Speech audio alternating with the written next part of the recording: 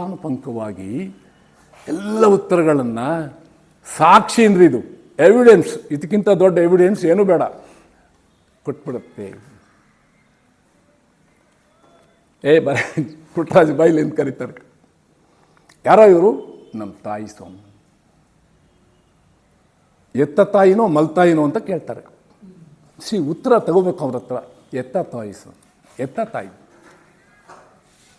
ಇಲ್ಲಿ ನಿಂತಿದೆಯಲ್ಲ ಇದು, ನೀನು ಎತ್ತ ತಾಯಿ ಅಲ್ಲ, ಎತ್ತ ತಾಯಿ ಅಲ್ಲ. ಅವ್ರು ಹೇಳ್ತಾರೆ ಮಾತನ್ನು ಭಾಳ ಚೆನ್ನಾಗಿದೆ. ಇದು ಎತ್ತ ತಾಯಿ ಅಲ್ಲ. ಊರುಗಳಲ್ಲಿ ದೇವಸ್ಥಾನ ಇದೆ, ಅಲ್ಲಿ ಶಿವನ ಗುಡಿ ಇದೆ, ಅದು ಇದೆಯಲ್ಲ, ಇದು ನಿನ್ನ ದೈವ, ಇದು ನಿನ್ನ ದೈವ. ನೋಡ್ತಾ ಹೇಳು, ಕಣ್ಣಲ್ಲಿ ಕಣ್ಣಿಟ್ಟು ಹೇಳು, ಏನು ಮಾಡಿದೆ ನೀನಂತ. ನಿಜ ಹೇಳಂತ ಹೇಳ್ತಾರೆ. ಇಂಥ ಪರಿಸ್ಥಿತಿಯನ್ನು ನಿಜವಾಗ್ಲೂ ಕೋರ್ಟ್ಗಳಲ್ಲಿ ನಾವು ನೋಡಿದ್ದು ಇದೆ ಇರುತ್ತೆ. ಇಲ್ಲೇನುಗಳೋ ಅಂತ ಅಳ್ತಾರೆ. ಅಳೋದು ಮಾತ್ರ ಅಲ್ಲ, ಅವ್ರ ತಾಯಿಯನ್ನು ಆಲಂಗಿಸ್ಕೊಂಡ್ಬಿಡ್ತಾನೆ. ಅವ್ರ ತಾಯಿಯನ್ನು ಆಲಂಗಿಸ್ಕೊಂಡು ತಾಯಿ ಮಗನ ಕ್ಲೈಮ್ಯಾಕ್ಸ್, ತಾಯಿ ಮಕ್ಕಳ ಒಂದಿದು ಅಂದರೆ ತಾಯಿ ಯಾವ ರೀತಿ ಏನು ಬೇಕಾದ್ರೂ ಮಾಡ್ತಾಳೆ ಅನ್ನೋದನ್ನು ರಾಮಣ್ಣವರ ಮಾತು. ಏನು ಬೇಕಾದ್ರೂ ಮಾಡ್ಬೋದು. ಅವಳು ಗುಣಗಳ ಗಣಿ ಅವಳು. ಏನು ಬೇಕಾದ್ರೂ ಮಾಡ್ತಾಳೆ. ಸ್ವರ್ಗಾದಪಿ ಗರಿಯಶಿ. ಚೆನ್ನವನಿಗೆ ಎಷ್ಟು ಸುಲಭವಾಗಿ ನ್ಯಾಯ, ಅವಳದೇ ಜಮೀನು ಬಿಡ್ರಿ, ಅದು ನ್ಯಾಯ ಸಿಗಲೇಬೇಕಿತ್ತು. ಆದರೆ ಈ ರೀತಿ ಕೋರ್ಟು, ಈ ರೀತಿ ಸಿಗುವಂಥದ್ದು ಭಾಳ ಸ್ಪೆಷಲ್ ಆಗಿ ರಾಮಣ್ಣವರು ಅವಳಿಗೆ ನ್ಯಾಯ ದೊರಕಿಸಿಕೊಡ್ತಾರೆ. ಭಾಳ ಸ್ಪೆಷಲ್ ಇದೆ ಅದು. ಆ ತಾಯಿ ಬಂದು, ಆ ತಾಯಿ ಬಿದ್ದಿರೋ ತಾಯಿಯನ್ನು ತೊಡೆ ಮೇಲೆ ಇಟ್ಕೊಂಡು, ನನ್ನ ತಾಯಿ ಬೇರೆ ಯಾರಲ್ಲ, ಇವಳೇ ನನ್ನ ತಾಯಿ. ತಾಯಿಯ ಪಾತ್ರವನ್ನು, ಬಹಳ ಹಿರಿದಾದ ಪಾತ್ರವನ್ನು ಅವಳು ಯಾವ ರೀತಿ ಏನು ಬೇಕಾದ್ರೂ ಮಾಡಬಹುದು ಅಂತಕ್ಕಂಥದ್ದನ್ನು ಒಂದು ಅನಕ್ಷರಸ್ಥ ತಾಯಿಯ ಒಂದು ಚಿಂತನೆ ರಾಮಣ್ಣವರು ಭಾಳ ಚೆನ್ನಾಗಿ ಕಟ್ಕೊಟ್ಟಿದ್ದಾರೆ. ಬರೀತಾರೆ, ಇವತ್ತು ರಾಜಕೀಯ ಕಾರಣಕ್ಕಾಗಿ ಪಾಳ್ಯಗಾರರ ದಿನಾಚರಣೆ, ಅವನ ದಿನಾಚರಣೆ, ಇವನ ದಿನಾಚರಣೆ, ಗೌಡ್ರ ದಿನಾಚರಣೆ ಮಾಡ್ತಾರೆ. ನಿಜವಾಗಿ ಚಾಲುಕ್ಯ ಚಕ್ರವರ್ತಿಯ ದಿನಾಚರಣೆ ಮಾಡಬೇಕಂತ ಹೇಳ್ತಾರೆ. ಅವನ ಕೊಡುಗೆ ಇದೆಯಲ್ಲ ಅಸಾಧಾರಣವಾಗಿದೆ. ಅವನ ಯುದ್ಧ ರಣನೀತಿ ಇಡೀ ಇಂಡಿಯಾವನ್ನು ಕೈಲಿಟ್ಕೊಳ್ತಾನೆ. ಇಡೀ ಭಾರತವನ್ನು, ಕರ್ನಾಟಕ ಬಲಂ ಅಂತ ಸೈನ್ಯ ಏನು ನಾವು ನೇತಾಜಿ ಸುಭಾಷ್ ಚಂದ್ರ ಬೋಸ್ ಐಎನ್ಎ ಮಾಡ್ತಾರಲ್ಲ, ಇವನು ಅದಕ್ಕೆ ಹೆಸರಿಡ್ತಾನೆ. ಎಲ್ಲೂ ಇಲ್ಲ ಚರಿತ್ರೆಯಲ್ಲಿ ಈ ರೀತಿ ಇಡೀ ಇಂಡಿಯಾವನ್ನು ಒಬ್ಬನೇ ರಾಜ ಆಕ್ರಮಣ ಮಾಡಿದಂಥದ್ದು ಎಲ್ಲೂ ಇಲ್ಲ. ನೀವು ಇದರಲ್ಲಿ ಮಾತ್ರ ಸಿಗುತ್ತೆ.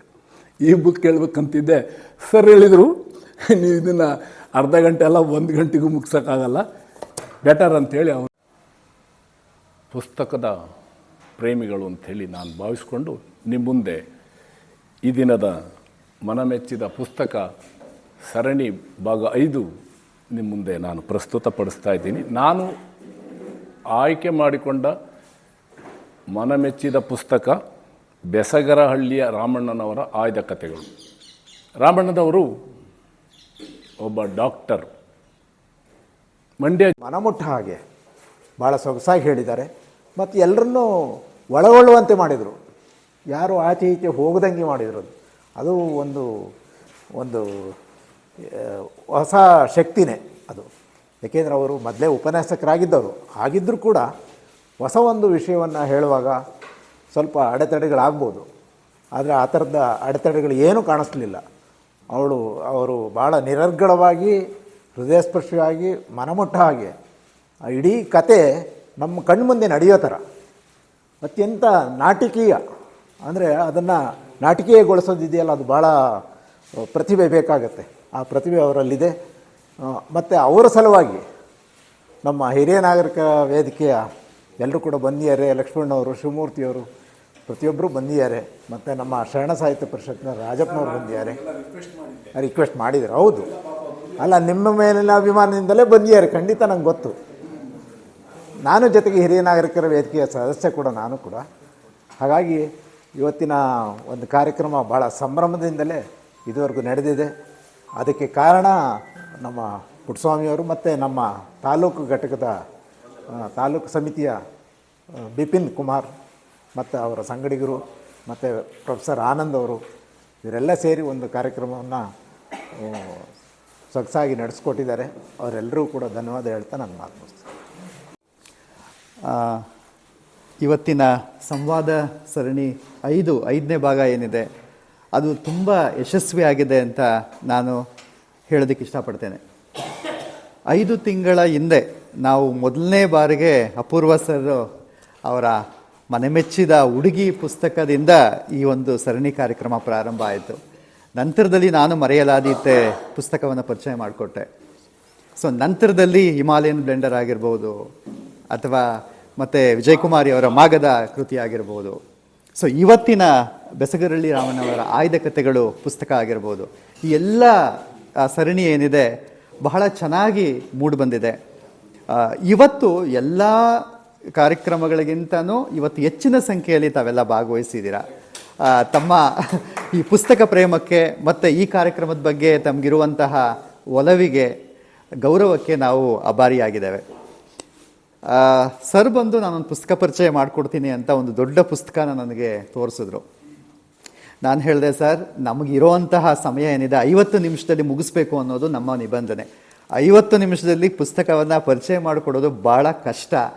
ಅದರಿಂದ ದಯವಿಟ್ಟು ಆ ಪುಸ್ತಕ ಬಿಟ್ಟು ಇನ್ನೊಂದು ಪುಸ್ತಕ ಕೊಡ್ತೀನಿ, ಅದನ್ನು ಪರಿಚಯ ಮಾಡಿಕೊಡೋಕ್ಕೆ ಪ್ರಯತ್ನ ಪಡಿ ಅಂತ. ಇದು ನಾನು 25 ವರ್ಷದ ಹಿಂದೆ ನಾನು ಓದಿದಂತಹ ಪುಸ್ತಕ ಇದು. ಆಮೇಲೆ ಇದರಲ್ಲಿ ಅವರು ಮೊದಲನೇದಾಗಿ ಧರ್ಮ ಅಂತ ಕತೆ ಹೇಳಿದ್ರು. ಇದನ್ನು ಅದು ಎಷ್ಟು ಸಲ ಓದಿದ್ರು ನನಗಂತೂ ಗೊತ್ತಿಲ್ಲ. ನಾನೀಗ ಯಾವತ್ತೂ ನನ್ನ ಬದುಕಿನಲ್ಲಿ ಏನಾದರೂ ಒಂಚೂರು ಧರ್ಮದ ಬಗ್ಗೆ, ನ್ಯಾಯ ನೀತಿ ಬಗ್ಗೆ ಏನಾದರೂ ಗೊಂದಲ ಉಂಟಾಯಿತು ಅಂತಂದಾಗ ಈ ಕಥೆಯನ್ನು ಯಾವಾಗಲೂ ಓದ್ತೀನಿ. ಓದಿದಾಗ ನನ್ನ ಮನಸ್ಸಿನಲ್ಲಿ ಒಂದು ರೀತಿಯ ಸ್ಪಷ್ಟತೆ ಉಂಟಾಗುತ್ತೆ. ನನ್ನಲ್ಲಿ ಸಾಕಷ್ಟು ಬದಲಾವಣೆಗಳ ತಂದಂತಹ ಒಂದು ಪುಟ್ಟ ಕತೆ, ಬರೀ 4 ಪೇಜ್ ಇರೋದು, 4 ಪುಟ್ಟದ ಕತೆ. ಅದು ತುಂಬ ಚೆನ್ನಾಗಾಗುತ್ತೆ. ತಾಯಿ ಆಗಿರ್ಬೋದು, ಆಮೇಲೆ ಗಂಗಾ ಅಂತ ಇನ್ನೊಂದು ಕತೆ ಇದೆ, ಅದರಲ್ಲಿ ಚೆಲುವನ ಪರಂಗಿ ಗಿಡಗಳು ಅಂತ ಒಂದು ಕತೆ ಇದೆ. ಸೊ ಇವೆಲ್ಲವುಗಳೂ ಸಹ ನಮ್ಮ ಬದುಕನ್ನು ಪರಿವರ್ತನೆ ಮಾಡ್ತಕ್ಕಂತಹ ಶಕ್ತಿ ಇರುವಂಥವು. ಅಲ್ಲಿ ಬಳಸ್ತಕ್ಕಂಥ ಒಂದೊಂದು ಪದ ಏನಿದೆ ಅವುಗಳನ್ನು ಓದಿ ನಾವು ಖುಷಿ ಪಡಬೇಕು. ಓದಿದಾಗ ನಿಮಗೆ ನಿಜಕ್ಕೂ ಸಹ ಇವತ್ತೇನು ಸರ್ ಒಂದೊಂದೇ ಅಂತಹ ಒಂದು ಉದ್ದೇಶ ಇಟ್ಕೊಂಡೇ ನಾವು ಈ ಥರ ಒಂದು ಕಾರ್ಯಕ್ರಮಗಳನ್ನು ಮಾಡ್ತಾ ಇರುವಂಥದ್ದು. ಸೊ ಮುಂದಿನ ವಾರಗಳಲ್ಲಿ ತಮಗೂ ಸಹ ಈ ಒಂದು ಅವಕಾಶ ಸಿಗುತ್ತೆ. ಇದರಲ್ಲೇ ನಾವು ಮಾಡಬೇಕು ಅಥವಾ ನೀವು ಮಾಡಬಾರ್ದು, ಇಂಥವರೇ ಮಾಡಬೇಕು ಅಂತ ಏನಿಲ್ಲ. ಯಾರು ಬೇಕಾದರೂ ತಮ್ಮ ನೆಚ್ಚಿನ ಪುಸ್ತಕವನ್ನು ಪರಿಚಯ ಮಾಡಿಕೊಡ್ಲಿಕ್ಕೆ ಇಲ್ಲಿ ಮುಕ್ತ ವೇದಿಕೆ ಇದೆ. ಅದರಿಂದ ತಾವು ಮುಂದಿನ ದಿನಗಳಲ್ಲಿ ಯಾವುದಾದ್ರೂ ಪುಸ್ತಕವನ್ನು ನಾನು ಮಾಡ್ತೀನಿ ಸರ್ ಅಂತ ಹೇಳಿ ನಮ್ಮ ಗಮನಕ್ಕೆ ತಂದರೆ ಖಂಡಿತ ಅಂತಹ ಒಂದು ವೇದಿಕೆಯನ್ನು ನಾವೆಲ್ಲ ಒದಗಿಸ್ಕೊಡ್ತೀವಿ. ನಾವೆಲ್ಲ ನಿಮ್ಮ ಜೊತೆ ಇರ್ತೀವಿ. 50 ನಿಮಿಷದಲ್ಲಿ ತಮ್ಮ ಪುಸ್ತಕ ಪರಿಚಯದ ಆ ಒಂದು ವಿಚಾರಗಳನ್ನು ಇಲ್ಲಿ ಮಂಡಿಸೋದಕ್ಕೆ ಅವಕಾಶ ಇರುತ್ತೆ. ನಂತರದಲ್ಲಿ ಅದಕ್ಕೆ ಏನು ಸಂವಾದ ಒಂದು ಇರುತ್ತೆ. ತಮ್ಮ ಅಭಿಪ್ರಾಯಗಳನ್ನು ವ್ಯಕ್ತಪಡಿಸ್ಬೋದು. ಅದಕ್ಕೂ ಸಹ ಇಲ್ಲಿ ಅವಕಾಶ ಇರುತ್ತೆ ಅಂತ ಹೇಳ್ತಾ, ಸೊ ಇವತ್ತು ತುಂಬ ಚೆನ್ನಾಗಿ ಸರ್ ನಡೆಸ್ಕೊಟ್ಟಿದ್ದಾರೆ. ಅವರ ಶಿಷ್ಯಂದ್ರಲ್ಲ ನಾವೆಲ್ಲ. ಆದರೆ ಇವತ್ತು ಅವ್ರಿಗೆ ತುಂಬ ವರ್ಷಗಳ ನಂತರ ಅವ್ರಿಗೊಂದು ಒಳ್ಳೆ ಅವಕಾಶ ಸಿಕ್ತು, ಒಂದು ಒಳ್ಳೆ ವೇದಿಕೆ ಸಿಕ್ತು. ನಮಗೂ ಸಹ ಅವರ ಮಾತನ್ನು, ಅವರ ಸಂವಾದ ಇದನ್ನು ಕೇಳುವಂಥ ಒಂದು ಅವಕಾಶ ನಮಗೆ ಸಿಕ್ತು. ಅದಕ್ಕೆ ನಾನು ಅವರಿಗೆ ನಮ್ಮ ಅಬಸಪದ ವತಿಯಿಂದ ತಮ್ಮೆಲ್ಲರ ಕಡೆಯಿಂದ ನಾನು ತುಂಬ ಅಭಿನಂದನೆಗಳನ್ನು ಸಲ್ಲಿಸ್ತಾ ಇದ್ದೇನೆ. ನನಗೆ ನಮ್ಮ ಪುಟ್ಟಸ್ವಾಮಿಯವರು ಮೊಬೈಲಲ್ಲಿ ಹಾಕಿದರು ನೆನ್ನೆ. ನನಗೆ ಒಂದು ಬೇಜಾರೇನಪ್ಪ ಆಯಿತು ಅಂತಂದರೆ, ಅವರ ಒಂದು ಫೋಟೋ ಡಿಜಿಟಲ್ಲಿ ಅವರಾಗಿ ಕಾಣ್ತಾನೇ ಇಲ್ಲ. ನಾನು ಬೆಳಿಗ್ಗೆ ಅವರಿಗೆ ನಿನ್ನೆ ವಾಕಿಂಗಲ್ಲಿ ಹೇಳಿದೆ, ಯಾಕೆ ಈ ಥರ ಮಾಡ್ಯಾರೆ, ಒರಿಜಿನಲ್ಲೇ ಇದ್ದಿದ್ದರೆ ಚೆನ್ನಾಗಿತ್ತು. ಭಾಳ ಜನಕ್ಕೆ ಹೆಸರೇನೋ ಕರೆಕ್ಟ್ ಇದೆ, ಪುಟ್ಟಸ್ವಾಮಿ ಅನ್ನೋದು ಅದು ಅವ್ರ ಫೋಟೋದಲ್ಲೇ ಇದಾಗಲ್ವಲ್ಲ, ಒರಿಜಿನಲ್ ಇರಬೇಕಿತ್ತು ಅಂತ ವಾದ ಮಾಡಿದೆ. ಆದರೆ ವಾಗ್ಮಿ ಅವರು ನಿಜವಾಗಿ ಎಲ್ಲೋ ಒಂದು ಥಿಯೇಟ್ರಲ್ಲಿ ಒಂದು ಫಿಲ್ಮ್ ನೋಡ್ತಾ ಇದ್ದೀವೇನೋ ಅಂತ ನನಗನ್ನಿಸ್ತು. ಹಿಂದೆ ಈ 4 ಎಲ್ಲೆಲ್ಲಿ ಮಾಡಿದ್ರು ನನಗೆ ಐಡಿಯಾ ಇಲ್ಲ. ಅದು ಯಾಕೆ ಪುಟ್ಟಸ್ವಾಮಿಯವರು ನನಗೆ ಹೇಳಲಿಲ್ವೋ ನನಗೆ ಗೊತ್ತಿಲ್ಲ. ನಾನು ಪುಸ್ತಕ ಪ್ರೇಮಿ. ನನಗೇನು ಕೆಲಸ ಇಲ್ಲ, ರಿಟೈರ್ಡ್ ಆಗಿಬಿಟ್ಟಿದ್ದೀನಿ. ನನಗೆ ನಮ್ಮ ಈ ಪಬ್ಲಿಕ್ ಲೈಬ್ರರಿಲಿ ನಾನು ನಮ್ಮ ಅಧ್ಯಕ್ಷರನ್ನು ನೋಡ್ತಾ ಇರ್ತೀನಿ. ಬಂದರು. ಅಲ್ಲಿ ನಂದೊಂದು ಅಭ್ಯಾಸ, ತಿರುಗಿ ಮರ್ತು ಹೋಗ್ಬಿಡುತ್ತೆ ಅಂದ್ಬಿಟ್ಟು ನಾನು ಒಂದು ಚೋಟ ಸಿಗ್ನೇಚರ್ ಹಾಕ್ತೀನಿ. ಅಲ್ಲಿ ಅವರು ಪುಸ್ತಕ ನೋಡಮ್ಮ ನನ್ನ ಸಿಗ್ನೇಚರ್ ಇಲ್ಲದೆ ಇರೋದನ್ನು ಹುಡುಕಿ ಇಟ್ಟಿರು, ಒಂದು 10-12 ಪುಸ್ತಕ ನನಗೆ ಬೇಕು, ವಯಸ್ಸಾಗಿದೆ, ನನಗೆ ಪುನಃ ಬರೋಕ್ಕಾಗೋದಲ್ಲ ಅಂತ ಹೇಳ್ತಾ ಇದ್ದೆ. ನನ್ನ ಫ್ರೆಂಡ್ ಮಗಳವಳು ಮಾಡ್ತಾಯಿದ್ಲು. ಅಲ್ಲಿ ಪುಸ್ತಕನೇ ಇಲ್ಲ, ಅಲ್ಲಿ ಮ್ಯಾನೇಜ್ಮೆಂಟು ಚೆನ್ನಾಗಿಲ್ಲ. ಪಬ್ಲಿಕ್ ಲೈಬ್ರರಿನಲ್ಲಿ ಯಾರೂ ಜಾಸ್ತಿ ಜನ ಹೋಗಲ್ಲ. ಚೆನ್ನಾಗಿರ್ತಕ್ಕಂಥ ಒಂದು ಬಿಲ್ಡಿಂಗ್ ಇದೆ. ಈಗ ಅಧಿಕಾರಿಗಳಿಗೆಲ್ಲ 3 ದಿವಸಕ್ಕೆ 3 ತಿಂಗಳಿಗೋ 3 ದಿವಸಕ್ಕೋ 4 ದಿವಸಕ್ಕೋ ಅಂತ ಹೇಳ್ತಾ ಇದ್ರು ಅವರು. ನಾನು 3 ದಿವಸ ಮಾತ್ರ ಇರ್ತೀನಿ, 2 ದಿವಸ ಬೇರೆಯವ್ರು ಬರ್ತಾರೆ ಅಂತ. ಅದು ಯಾಕೆ ಮಾಡಿದಾರೋ? ತಾಲೂಕ್ ಹೆಡ್ ಕ್ವಾರ್ಟರ್ಸ್ ಆಗಿದೆ. ಪುಸ್ತಕ ಓದೋದು, ಪೇಪರ್ ಓದೋದು, ಅದು ನಿಜವಾಗಿ ಮನುಷ್ಯನ ಜ್ಞಾನ ಶಕ್ತಿನ ಭಾಳ ಇಂಪ್ರೂವ್ ಮಾಡುತ್ತೆ. ಸ್ಪೆಷಲಿ ಈ ರಿಟೈರ್ಡ್ ಆಗಿರೋರಿಗೆ, ವಯಸ್ಸಾದವ್ರಿಗೆ ಒಂದು ಕಾಲ ಕಳೆಯೋದಕ್ಕೆ, ಈ ಒಂದು ನೋಡೋದಕ್ಕೆ, ಇದನ್ನು ಕಾಲ ಕಳೆಯೋದಕ್ಕೆ ಒಂದು ಒಳ್ಳೆಯ ಒಂದು ಅವಕಾಶ. ಜ್ಞಾನ ವೃದ್ಧಿ ಆಗ್ತದೆ, ಜಡತ್ವ ಹೋಗುತ್ತೆ. ಈ ಒಂದು ಕಾರ್ಯ, ಈ ಥರ ಕಾರ್ಯನ ಇನ್ನು ಮುಂದೆ ಸಹಿತ ಮಾಡಲಿ ಅಂತ ಕಾರ್ಯಕರ್ತರಲ್ಲಿ ನಾನು ಮನವಿ ಮಾಡ್ತಾ, ಇದನ್ನು ನಮಗೆ ಹಿರಿಯ ನಾಗರಿಕ ವೇದಿಕೆಗೆ ನಮಗೆ ತಿಳಿಸ್ತಾ ಇರಬೇಕು.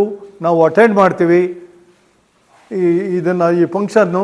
ಅದರಲ್ಲೂ ಇವತ್ತಿನ ಈ ಬೆಸರಗಳ್ಳಿ ರಾಮಣ್ಣನ ಪುಸ್ತಕನ ಇಂಚು ವಿಮರ್ಶೆ ಮಾಡ್ತಾ ಇರ್ತಕ್ಕಂಥ ನಮ್ಮ ಕನ್ನಡ ಮಾಸ್ತರು, ನಿಜವಾಗಿ ಅವರಿಗೆ ನಾವು ಅಭಿನಂದಿಸಬೇಕು. ಅವರು ನಿಮಗೆ ಗೊತ್ತಿಲ್ಲ ಕಾಣುತ್ತೆ ಕೆಲವರಿಗೆ, ಅವರು ರಾಷ್ಟ್ರ ಪ್ರಶಸ್ತಿ ವಿಜೇತರು, ಹೋಮ್ ಗಾರ್ಡ್ಸ್ ಡಿಸ್ಟ್ರಿಕ್ಟ್ ಆಫೀಸರು. ಅವರೆಲ್ಲ ನಿಜವಾಗಿ ಭಾಳ ಒಂದು ಪುಸ್ತಕ ಪ್ರೇಮಿನೂ ಹೌದು. ಮೊನ್ನೆ ನಾನು ಕೇಳಿದೆ, ಅವರು ವಾಕಿಂಗ್ ಮಾಡ್ತಾ ದಕ್ಷಿಣ ಪತೇಶ್ವರ ಒಂದು ಪುಸ್ತಕ ಅವ್ರ ಹತ್ರ ನೋಡಿದೆ ನಾನೀಗ. ಅವ್ರಿಗೆ ಕೇಳಿದೆ, ನನಗೆ ಆ ಪುಸ್ತಕ ನಾನು ಹಿಂದೆಲ್ಲ ಓದಿದ ಜ್ಞಾಪಕ, ಹರ್ಷವರ್ಧನನಿಗೆ ಉತ್ತರ ಇಂಡಿಯಾಕ್ಕೆ ಹೋಗಿ ಅವರು ಇದನ್ನು ಮಾಡ್ತಾರೆ, ನನಗೆ ಪುಸ್ತಕ ಬೇಕು ಅಂತ ಕೇಳಿದೆ. ನನ್ನಲ್ಲಿದೆ, ನನ್ನ ಮಗಳು ಕೊಟ್ಟಿದ್ದಾಳೆ, ನಾನು ಓದಂತ್ರಿ ತಗೊಳ್ರಿ ಅಂತಂದರು. ನಮ್ಮ ಲೈಬ್ರರಿಯಲ್ಲಿ ನನಗೆ ಓದೋಕ್ಕೆ ಪುಸ್ತಕನೇ ಇಲ್ಲ, ಅದು ಮ್ಯಾನೇಜ್ಮೆಂಟ್ ಸರಿ ಇಲ್ಲ, ತರ್ಸೋಕ್ಕಾಗ್ತಾಯಿಲ್ಲ. ದಯಮಾಡಿ ನೀವು ಯಾರಾದರೂ ಅದನ್ನು ಅದು ಯಾವ ರೀತಿ, ಅದು ಯಾರ ಗೌರ್ಮೆಂಟ್ ಕಂಟ್ರೋಲು ಅಂತ ನನಗೆ ಗೊತ್ತು. ಪುಸ್ತಕನ ಈ ಡಿಸ್ಟ್ರಿಕ್ಟಿಗೆ ಬಂದ ಹಾಗೆ ತಾಲೂಕಿಗೆ ಪುಸ್ತಕಗಳು ಬರಲ್ಲ.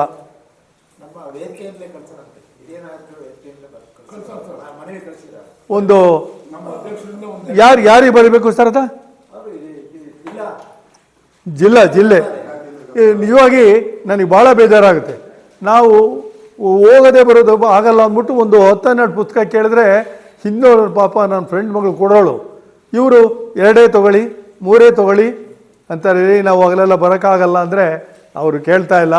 ದಯಮಾಡಿ ನಮ್ಮ ಹಿರಿಯ ನಾಗರಿಕ ವೇದಿಕೆಯಿಂದನೂ ಕೂಡ ನಮ್ಮ ಕಾರ್ಯದರ್ಶಿ, ಜನರಲ್ ಸೆಕ್ರೆಟರಿ, ಅಧ್ಯಕ್ಷರು ಅದನ್ನು ಕಾರ್ಯರೂಪಕ್ಕೆ ತರಬೇಕು. ಹೊಸ ಆಧ್ಯಾತ್ಮಿಕ ಇರ್ಬೋದು, ಹಿಸ್ಟಾರಿಕಲ್ ಇರ್ಬೋದು. ನಾನು ಹೇಳ್ತೀನಿ, ತಾರಸು, ಆನಾಕ್ರು ಇಂದಿನ ಯಾವೂ ಇಲ್ಲ ಪುಸ್ತಕಗಳಲ್ಲಿ. ಅಲ್ಲಿ ಕೇಳಿದರೆ ಈ ಯಾವುವು ಕೇಳಲೇಬೇಡ್ರಿ. ಕೃಷ್ಣಮೂರ್ತಿ ಪುರಾಣಿಕ, ಇದು ಇದಕ್ಕೆ ಅವ್ರ ಹತ್ರ ಕೇಳಿದೆ ನಾನು. ನಾಗತಿಯ ನೆರಳು ತಾರಸುನಲ್ಲಿ